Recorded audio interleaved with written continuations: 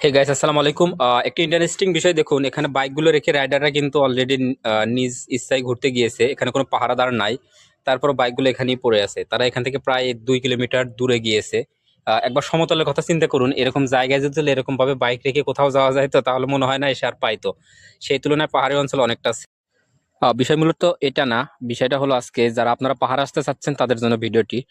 Actually পাহাড়ে আসতে হলে আপনাকে দুইটি জিনিস মাথায় রাখতে হবে। একটি হচ্ছে আপনি পাহাড় থেকে নামার ক্ষেত্রে, একটি হচ্ছে ওঠার ক্ষেত্রে। পাহাড়ে ওঠাটা তুলনামূলকভাবে সহজ, এই ক্ষেত্রে আপনার লেগ মাসেলের একটু এনার্জি থাকলেই আপনি উঠতে পারবেন। বাট হচ্ছে যখন আপনি ডাউন হিলে নামতে যাবেন, তখন আপনার বডি ওয়েটটা নিচের দিকে টানে। তো যার কারণে দেখা যায় যে আপনি না চাইলে অনেক দ্রুত নিচে চলে যাবেন। সো আপনারা যারা পাহাড়ে আসতে চাচ্ছেন, আপনারা মুরব্বি টাইপ লোককে না আনাই ভালো। আর যদি বাচ্চা কাচ্চা থাকে এদেরও না আনা ভালো, কেননা এরা তো উঠতে পারবে না, পুরাটাই আপনাকে টেনে তুলতে হবে। সেই ক্ষেত্রে দেখা যাচ্ছে যে আপনার পুরো আনন্দটাই নষ্ট হয়ে যাবে।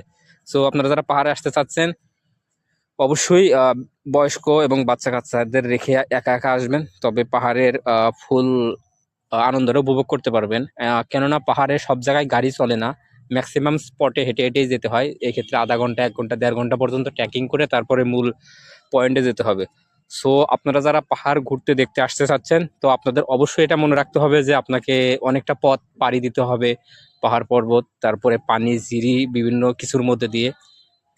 আর পাহাড়ে আসার ক্ষেত্রে আপনাদের একটা জিনিস মাথায় রাখতে হবে যে ভালো গ্রিপার যুক্ত জুতা নিয়ে আসতে হবে, কেননা নর্মাল জুতা হলে স্লাইড করে পড়ে যাইতে পারেন, আর এখানে পড়লে, একবার পড়লেই অবস্থা খারাপ, কেননা আপনি পাহাড়ের গা বেয়ে বেয়ে এগিয়ে যাবেন।